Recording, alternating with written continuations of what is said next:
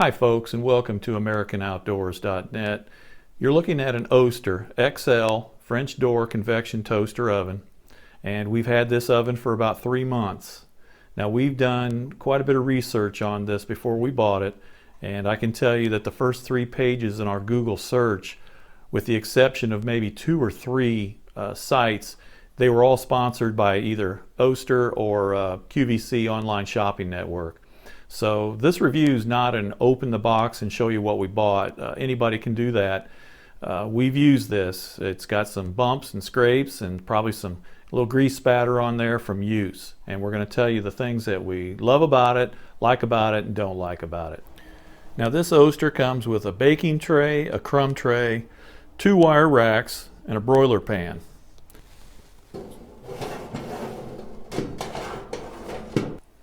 Some of the specifications on this oven are, it's rated at 1525 watts. Now, there is a similar Oster French door convection oven that you can find in stores like Walmart and Target, and it will have the analog dials on the side instead of the digital board. That unit is rated at 1500 watts. Now, the outside diameter of this is about 21 2/3 by 19 1/3 inches. And it's about 13 inches high, and it weighs 22 pounds. So you can move this around a little bit easier than you can your stove. Now, the interior dimensions are 15 3/4 inches wide, and it's about 16 1/3 inches deep. And you can also see there's a light in the back, and that's going to stay on as long as the oven's on. So you can check your food at any time, and it will only shut off once the oven is done. These 2 racks, well, first let me say that it is about 8.6 inches from the bottom element to the top element. It is 6.8 inches from the bottom rack to the top rack, and you can take that out. You can cook on the bottom, you can cook on the top, you can cook it on both at the same time if you want. The cord is 2-prong, and it's 110 volt. There's a 90-minute timer, 450 degrees max temperature. This is not self-cleaning. It's galvanized metal inside and out. You can clean this up with just common household soap and water. Now, you can fit 2 16-inch pizzas in here, and we have done so. You can also put 2 13 by 9 baking pans in there, casseroles, whatever you want to do, they'll fit. And we have also cooked with cast iron in here. We've used cast iron skillets. Number 10 Wagner is one of my pans I like to use. Fits in here with no problem. So the control board's pretty straightforward. First up on top, you've got your clock, and you can adjust the hours and the minutes with the clock function below using the timer arrow buttons up or down to control your hours and your minutes. You go next on the right side to your bake function, and that has a preset of 20 minutes. You can adjust the temperature to a high of 450 degrees down to a low of 150 degrees Fahrenheit. The turbo convection function circulates air with the use of a fan inside. We've used that, and it works pretty well. The warm feature is a really handy function if you've got a big dinner or a cookout. You've got a lot of side dishes that you need to keep warm. You can simply put them inside the oven, and it'll do the job for you. The dehydrate function below that has a fixed timer of 6 hours and a fixed temperature setting of 150 degrees. You can use that for meats, vegetables, or fruits. We've used it once, and it worked well. Now, over on the other side, you've got the toast function. I've got a toaster for that function, so I don't use that. The broil is pretty straightforward. Pizza is also at 400 degrees, and it's got a 20-minute default. Now, the pizza temperature is non-adjustable, so if you have a certain recipe or different instructions, you can always go to the bake function and just adjust it as you see fit. The defrost function below that also has a preset of 150 degrees Fahrenheit.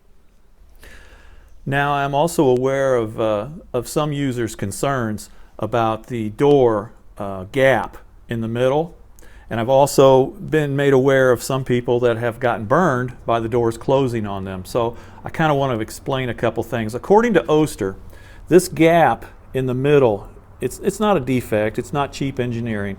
The reason they do that is so you can open this up with one hand easier. Your doors aren't binding. If you come up with a pie in a hand or a casserole that's heavy and you're trying to balance it with one hand, you want to be able to open this up easily and quickly.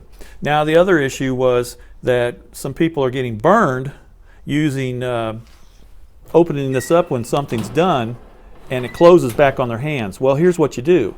You simply pull it all the way to a stop and it will lock open by itself. And so the problem is if people only open it 80 to 90% of the way, it's going to close back. So you want to hold the door to its full reach, let it go to its full range of motion, and then it will lock. And you simply do that to close it. So I'll get to some of the negatives on this first. Number one, I said it gets hot. So, you got to be careful. You got to watch kids. We don't have cats, but I imagine if you did and they were on the counter, they could be in for a real hot surprise. So you do have to keep this away from things. You can't put bread on top of it. You can't put things that are just going to get burned up. So Oster recommends that you keep a close monitor on what you're cooking. I think most of us do anyway. Now the cooking times are going to vary from a lot of your recipes, and that's something you need to be aware of as well. I don't know that that's a negative.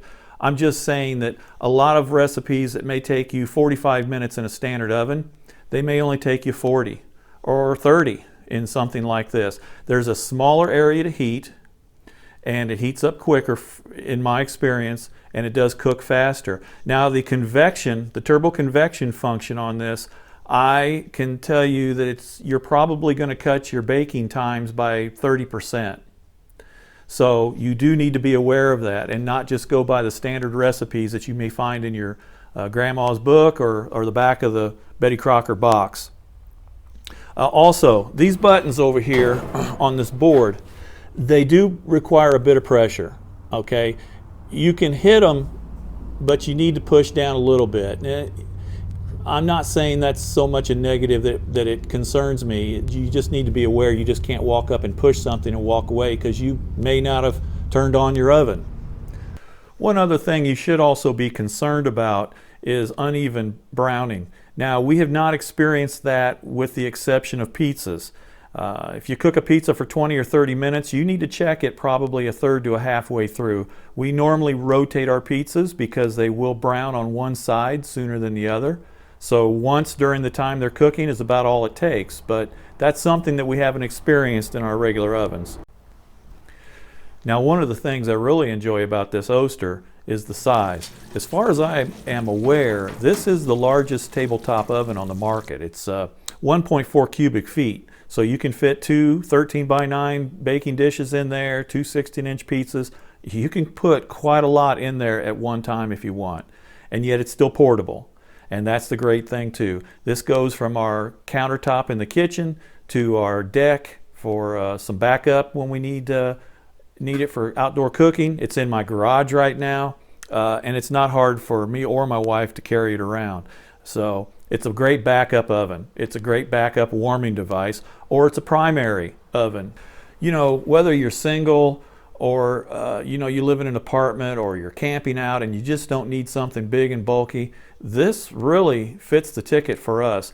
Also, something that you might not be aware of is the reduced electrical usage. This doesn't take anywhere near the time or the energy to heat up like a full-size oven does. With the smaller space and the shorter times, it's just a plus to me. I love the interior light. I like that on a countertop, it's about chest level to me or a little lower. I don't have to stoop way down and look through smoked glass. I can see how things are doing. The light stays on constantly.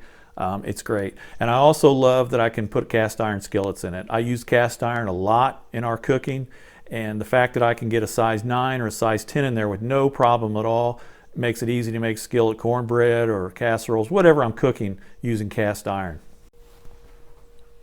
After owning this toaster oven for several months, I've come to a pretty easy conclusion that I would have bought this all over again. I wouldn't think twice about buying another one. Been very happy with this. You know, being able to use something that is almost as powerful as a regular stove oven combo without heating up your house in the middle of the summer, without using all the electricity, and being able to take it with you, whether you're camping or going to visit your in-laws or family or whatever. It's just been a big plus for us. Toaster ovens that we have had in the past have typically not been something that was designed for everyday use.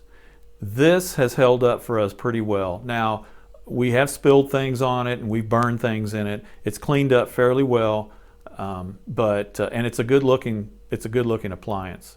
So I hope you've enjoyed this video. If you have any questions, feel free to hit us up on YouTube. Check out our web page at AmericanOutdoors.net. We're also on Facebook, Twitter, Pinterest, and if you're interested in cast iron, you can find us at our Etsy store at AmericanOutdoorsCo. Thanks for watching, folks. Have a great day.